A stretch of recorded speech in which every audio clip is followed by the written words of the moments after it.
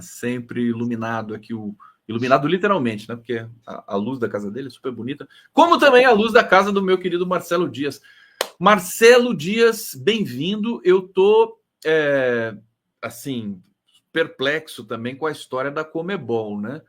O presidente da entidade de futebol dizer que a Conmebol sem times brasileiros seria como Tarzan sem Chita. E aí ele está falando isso em cima de um caso de racismo do Paraguai, do Cerro Porteño, que sofreu ali alguma penalidade. As pessoas costumam dizer, Marcelo Dias, e eu quero te ouvir sobre isso, que o Brasil tem leis mais rigorosas sobre racismo que a América Hispânica não tem. Enfim, eu vou jogar para você comentar esse fato lamentável, né? Que está ocorrendo aí no futebol sul-americano. Querido Marcelo Dias, bem-vindo. Sempre uma honra te ter aqui, querido. Salve, Conde. Um abraço aí para você, para a turma que nos acompanha no Giro das 11. Na semana que o time paraguaio, um torcedor do time paraguaio fez um ataque racista ao jovem jogador do Palmeiras, um menino de 18 anos, o presidente Lula se posicionou, condenou aquele ataque. A Leila do Palmeiras fez um ataque muito forte, boicotou, não foi no sorteio da Conmebol para definir os grupos da Libertadores, e após o sorteio dos grupos, né, da Libertadores, o jornalista pergunta para o presidente Alejandro Domingues, presidente da Conmebol, o que ele acharia de um boicote dos times brasileiros ao torneio promovido pela Conmebol. E ele sai com essa frase de que a Libertadores sem os times brasileiros era como o Tarzan sem a Chita.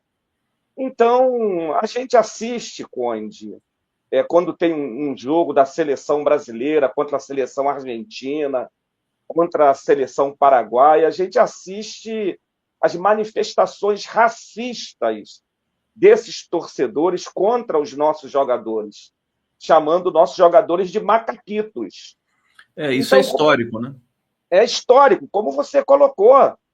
Nós temos leis aqui, desde da Constituição, há 40 anos atrás, nós temos a lei do CAO, a Lei CAO, do falecido deputado federal do PDT, que define os crimes de racismo. A nossa Constituição define que racismo é tão grave, Conde, que ele está do lado do terrorismo. É um crime imprescritível e inafiançável, o racismo no Brasil.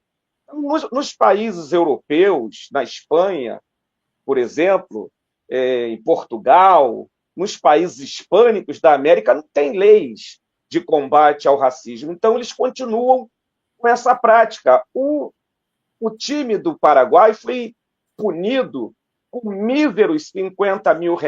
E a Leila do Palmeiras protestou.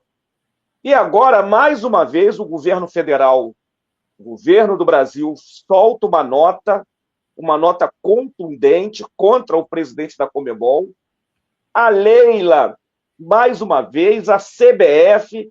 Então, nós estamos gritando, nós estamos protestando contra essas posturas racistas que os times de Argentina, principalmente da Argentina, mas do Paraguai e de outros países hispânicos, de colonização hispânica, vem cometendo contra o futebol brasileiro, contra o povo brasileiro. Perfeitamente, Marcelo Dias aqui no Giro das 11. Agora, com relação a esse desdobramento, Marcelo Dias, teve pronunciamento do presidente Lula e tudo mais. Está faltando alguma coisa assim para o Brasil ter mais contundência nesse caso? Clubes de futebol, não sei se os clubes se manifestaram, parece que alguns sim, você falou da Leila, mas seria uma... É porque tem muito dinheiro envolvido, né? Também isso limita a ação desses clubes, né? Fala pra gente, querido. sobre isso. Conde, nenhum clube brasileiro vai boicotar a Libertadores. Como você disse, são milhões e milhões envolvidos. O time que passa de fase a fase vai ganhando, é que nem a Copa do Brasil, né? O time que vai passando de fase vai ganhando alguns milhões. Mas imagina uma posição do Brasil contra a Conmebol boicotando a Libertadores. Não existe Libertadores sem os times do Brasil. Nós somos campeões das 5 últimas edições. Os times brasileiros estão dominando a Libertadores, estão dominando esse campeonato que tem os melhores times dos países da América do Sul. Então, imagina, mas isso não vai acontecer.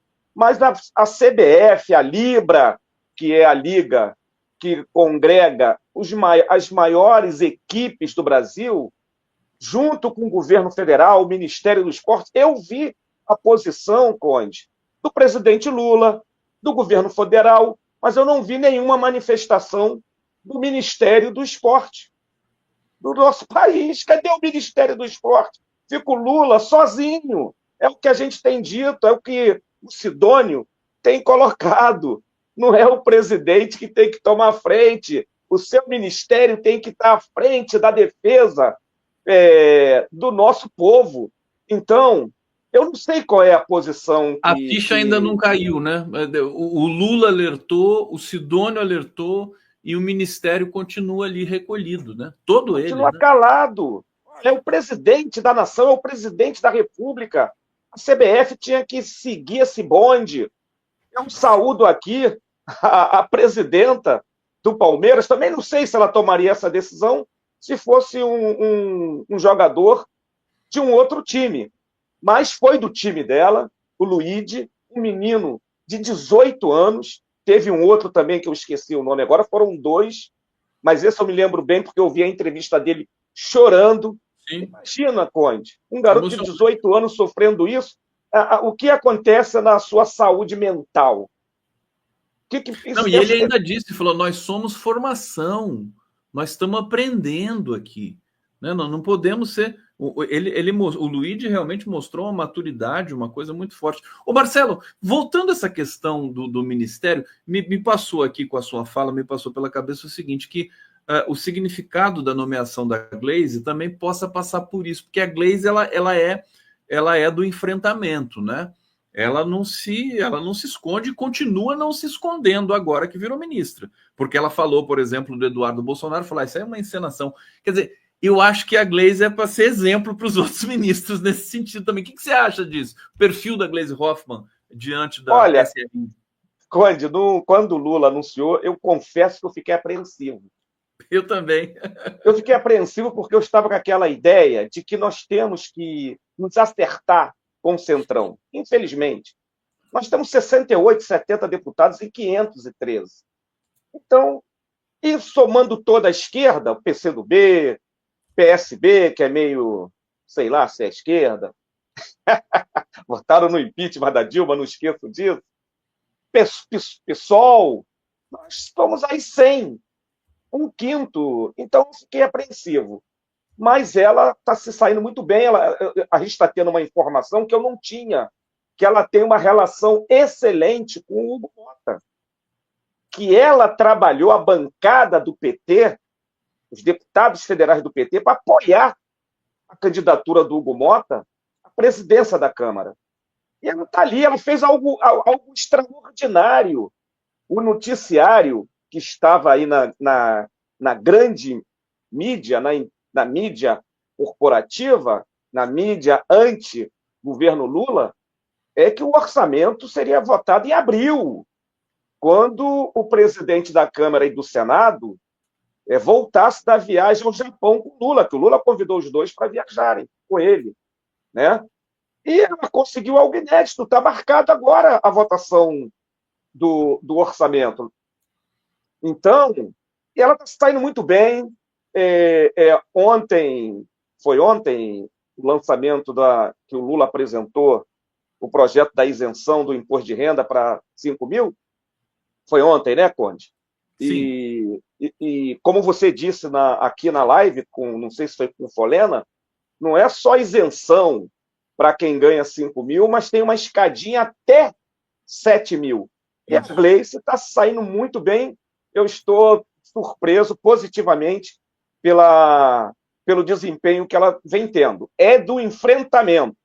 Ontem mesmo ela já comprou uma briga com o Eduardo Leite, governador do Rio Grande do Sul, porque ela disse o governo federal pagou mais de 1,2 bilhão, né, para os governos de Minas, Goiás, Rio Grande do Sul e parece que o Rio de Janeiro. Só Minas Gerais foi cerca de 700 milhões naquele acordo de pagamento da dívida. E ela falou que os governadores tinham que agradecer o presidente Lula e ficaram caladinhos. E o Eduardo Leite partiu para cima dela. É uma parlamentar combativa, não é desrespeitosa, tem um bom diálogo com o centrão, com a direita, e eu acho que o Lula acertou. O Lula acertou. Estava Eu apreensivo. também tive a mesma Felizmente, eu impressão que estava você. errado na minha avaliação. Eu tive a mesma percepção que você a princípio. Eu falei assim, fiquei assustado. Falei, puxa, vai botar a Glaze, o pessoal vai se rebelar e tudo, mas não se rebelaram. Pelo contrário, né? Ela tem uma boa relação com o Hugo Mota e tudo mais. Essa coisa de fazer a política novamente no Brasil também é pedagógico, né? Você possa conversar com os adversários políticos, né? Não são inimigos, são adversários. Inimigos são aqueles que violaram os preceitos democráticos e que estão agora prestes a serem julgados. Aliás, Marcelo Dias, eu quero te ouvir também sobre essa encenação do Eduardo Bolsonaro, que tem consequências aqui. Eu acho que também, na verdade, é um termômetro, né? Acusa o momento ruim, né, da extrema-direita aqui no Brasil, do bolsonarismo, né? Eu acho que não é à toa que foi logo depois do ato flopado ali de Copacabana. Evidentemente que o ato não é só pela medição do público que a gente vê se um ato foi bem sucedido ou não. De qualquer maneira, eles já levaram muito mais gente para as ruas do que agora está acontecendo. Fala um pouco sobre isso para a gente, sobre Eduardo nos Estados Unidos. Estão desesperados, né, Conte? A grande estratégia deles era eles presidirem a Comissão de Relações Exteriores da Câmara Federal, que o indicado era o Carlos Bolsonaro, Bananinha. Então, o julgamento do pai está marcado para terça-feira da semana que vem. A PGR já mandou também. A PGR não, perdoe. O Zanin já marcou a votação para 8 ou 9 de abril dos militares, daqueles kids pretos. Então, o cerco está fechando. Nós vamos fechar esse caixão antes de outubro, lá para outubro, novembro. Não vai chegar em 2026. Os caras estão desesperados, estão lá fazendo uma conspiração com o governo Trump, que é um governo perigoso, mas eu acho que foi tanto o ato quanto essa medida do Bananinha foi um tiro que eles deram no próprio pé. Aquele ato domingo aqui em Copacabana foi vergonhoso, 18.300 pessoas, de acordo com a USP. Se for pela Folha de São Paulo, foi 30 mil, e aquela posição ridícula, vergonhosa do governador bolsonarista, o governador de ultradireita do Rio de Janeiro, que mandou a Polícia Polícia Militar Militar. um número de 400 mil pessoas, um vexame. Então, eu acho que nós estamos na ofensiva, Conde. Nós estamos saindo da corda. Essa questão do imposto de renda, que vai atingir a classe média, o país continua crescendo, o dólar está caindo, a Bolsa de Valores está subindo, nós estamos começando a colher aquilo que o Lula tem dito sempre. Plantamos em 2023 e 2024, e agora 2025 é o ano da colheita. Eu acredito fortemente que nós vamos começar a colher frutos dessa nossa política, Conde, a partir de agora. Eu tô percebendo também, você sabe que a gente fica mergulhado no noticiário 24 horas por dia e tudo mais, e a gente sente quando tem uma mudança, digamos assim, inclusive no clima do próprio governo, né? Os ventos soprando mais a favor, porque o Haddad, o mais complexo para reorganizar a questão tributária e fiscal do Brasil já foi feito. O Haddad fez isso, a equipe fez isso de maneira muito profissional e com um custo político muito alto. E agora, você vê, para fazer a isenção de quem ganha até 5 mil, com até 7 mil, né, com alguma modalização até 7 mil, de 5 a 7 mil, várias soluções estão sendo apresentadas pelo Ministério da Fazenda para recomposição dessa receita, inclusive taxar ganho estrangeiro, taxar quem ganha de 50, mais de 50 mil reais, né? Taxar a renda e tudo mais. Taxar, as pessoas têm pânico da palavra taxar, né? Não é taxar, é incluir no sistema de arrecadação democrático que a gente possa ter no Brasil. Deixa eu só atualizar algumas notícias aqui para a nossa comunidade. Tem uma notícia interessante aqui, muito meiga, viu? O Gustavo Lima, aquele cantor sertanejo, acabou de dizer que desiste de ser candidato à presidência da República. Eu acho engraçado isso, ô Marcelo, porque assim, o Luciano Huck vai lá, quer ser candidato, aí depois desiste. Eu até lembro do Joaquim Barbosa, né, ex-ministro do STF, também foi lá, ser candidato, depois desiste. Aparece outros. Essa molecada, tirando o Joaquim Barbosa, que não é molecada, mas eles são covardes, eles percebem que uma candidatura à presidência da República tem um alto custo, né? As pessoas vão investigar as vidas, né, pregressas deles, né? E por isso que desistem, né? O Luciano Huck desistiu por isso, né? Vão investigar? Então não vou ser candidato. E aí, Marcelo, comenta rapidamente para a gente essa. Não dá para eles quererem colocar essa turma aí que não conhece nada de economia, não conhece a história do Brasil. Um ensaio, né? Balão de ensaio, que não deu certo. O candidato deles é o Tarcísio, que cada vez está indo mais para a extrema-direita. Ele já é de direita, mas ele está indo para a extrema-direita. Mas eles estão dando com burro na água, Conde. Eu não sei se você viu a notícia no Estadão do Armínio Fraga. Não sei se você viu. Eu vi, mas não lembro o que ele falou. O que ele falou? Lula disse que o pessoal tem que ir no mercado, o alimento está caro, que o Lula tá e certo. não compra. Perguntaram o Armínio Fraga, o Estadão perguntou ao Armínio Fraga o que ele achava disso, achando que o Armínio Fraga ia partir para cima do Lula. Ele disse: o Lula está certíssimo. Está lá na capa do Estadão, fiz questão de dar uma olhada hoje. Está lá na capa, o Armínio Fraga falando. O Lula está certo. Nós temos que pesquisar. Então, nós estamos começando a virar o jogo, Conde. Nós estamos começando a virar o jogo. A extrema-direita está desesperada. Eles vão ser julgados no Supremo, vão ser condenados, principalmente os militares. O Múcio, esse ministro aí, que eu não tenho nenhuma confiança nele, já está procurando a nossa Gleice, a nossa ministra, já está procurando ela para falar. Que o Múcio já estava procurando emprego, já não está procurando a Gleice. Já está procurando a Gleice para conversar sobre a PEC dos militares. Sim, dos militares, é verdade. Impedir que quem quer ser candidato vá para a reserva. Então, eu acho que só está faltando agora colocar a militância na rua, colocar o povo na rua.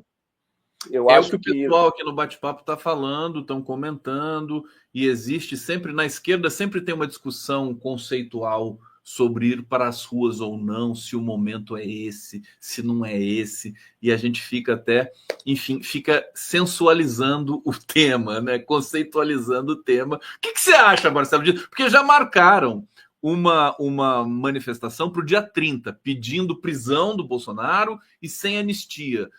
Muita gente da esquerda dizendo assim, não é hora, porque já foi um fracasso a deles, a gente vai fazer outra aqui se não for ninguém. O que a gente vai fazer? O que você pensa sobre isso, querido?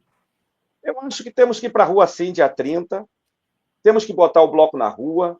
Não só dia 30 de março, mas nós temos que começar a preparar o 1º de maio. 1º de maio de 2025 não pode ser aquela vergonha que foi o 1º de maio do ano passado, que botaram o Lula para falar para 1.500, 2.000 pessoas.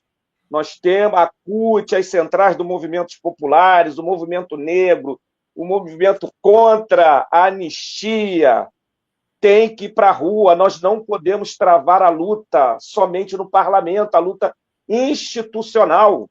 Nós temos que travar a luta no parlamento e nas ruas, como dizia o Zé Dirceu. A briga é no parlamento e é nas ruas. A briga é lá em cima e é na planície. É isso que a militância tem que fazer. Ir para a rua, fazer a disputa política com a extrema-direita e, principalmente, com o Tarcísio Freitas, que é aquele que é o candidato do mercado. O mercado que acabou de fazer uma pesquisa agora, Conde, mais uma pesquisa do mercado, dizendo que desaprova o Lula com quase 90% de desaprovação. Mas o mercado desaprova mesmo, né? Ótimo, e a gente vai ganhar o povo trabalhador. O povo que ganha salário mínimo. Deixa eu apresentar para você aqui, para a comunidade toda. A gente está recebendo já os nossos 2 convidados que vão seguir na sequência aqui do Giro das 11. Lia, que saudade! Lia Weiner Schuckmann é uma das maiores pensadoras antirracistas do país, viu, o Marcelo Dias? Se vocês não se conhecem, por favor, agora...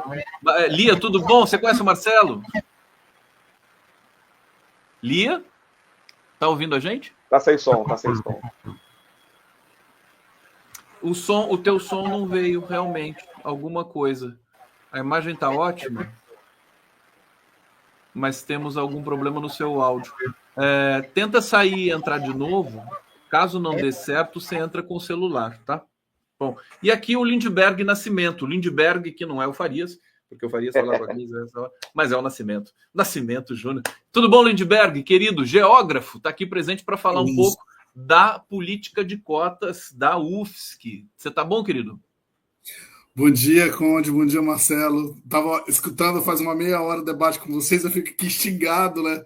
Para a gente pensar nos projetos de esquerda do país. Aí é um prazer estar aqui junto com vocês. Imenso te receber. Eufórico aqui só de estar junto com vocês.